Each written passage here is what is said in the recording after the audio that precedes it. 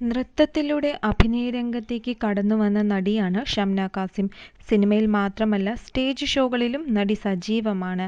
സിനിമയിൽ ഷംന എത്തിയിട്ട് ഇപ്പോൾ 13 വർഷം കഴിഞ്ഞിരിക്കുകയാണ്. മലയാളികൾക്ക് ഏറെ പ്രിയങ്കരിയാണ് ഈ സുന്ദരി.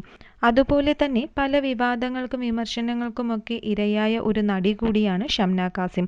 കുറച്ചു നാളുകൾക്ക് മുൻപ് വിവാഹത്തട്ടിപ്പ് നടത്തി ചില കള്ളന്മാർ ഷംനയെയും കുടുംബത്തെയും കബളിപ്പിച്ചിരുന്നു.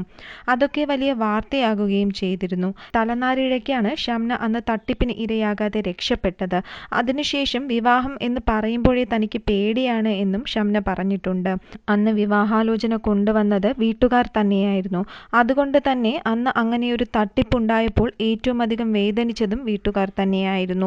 പോലീസിൽ കേസ് കൊടുത്തതും അവർ തന്നെയായിരുന്നു. കേസ് കൊടുത്തു കഴിഞ്ഞപ്പോൾ ഷംനയുടെ പേര് പുറത്തു വരില്ലെന്നായിരുന്നു വീട്ടുകാരുടെ വിശ്വാസം. എന്നാൽ ഷംനയുടെ പേര് പുറത്തു വന്നു എന്ന് മാത്രമല്ല, പേര് പുറത്തു വന്ന ശേഷം ഓൺലൈൻ മാധ്യമങ്ങൾ വൈറലാകാൻ വേണ്ടി തന്റെ പേര് നല്ലോണം ഉപയോഗിച്ചു എന്നും ഷംന പറഞ്ഞിരുന്നു. ഇത് തന്നെ ഏറെ വിഷമിപ്പിച്ചിരുന്നു എന്നും ഷംന വ്യക്തമാക്കിയിരുന്നു. അന്നൊക്കെ എവിടെ നോക്കിയാലും എന്റെ ചിത്രങ്ങളും വാർത്തകളുമായിരുന്നു എല്ലായിടത്തും. പല വാദങ്ങളും താൻ പോലും അറിയാത്തതായിരുന്നു എന്നൊക്കെ ഷംന പറഞ്ഞിട്ടുണ്ടായിരുന്നു. സത്യത്തിൽ അന്ന് ആ വിവാഹ തട്ടിപ്പുകാരി പുറത്തു കൊണ്ടുവന്നത് വഴി നിരവധി പാവം പെൺകുട്ടികളെ തട്ടിപ്പിന് ഇരയാകാതെ രക്ഷപ്പെടുത്തുക കൂടിയാണ് ഷംനയും വീട്ടുകാരും ചെയ്തത്.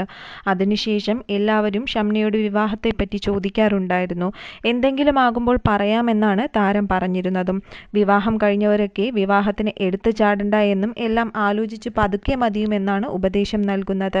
എന്തായാലും വീട്ടുകാർ ആലോചന നോക്കുന്നുണ്ട്. തട്ടിപ്പില്ലാത്ത നല്ല ബന്ധങ്ങൾ വന്നാൽ വീട്ടുകാർ തന്നെ വിവാഹം ആലോചിച്ച് നടത്തുമെന്നും ഷംന വ്യക്തമാക്കുന്നു.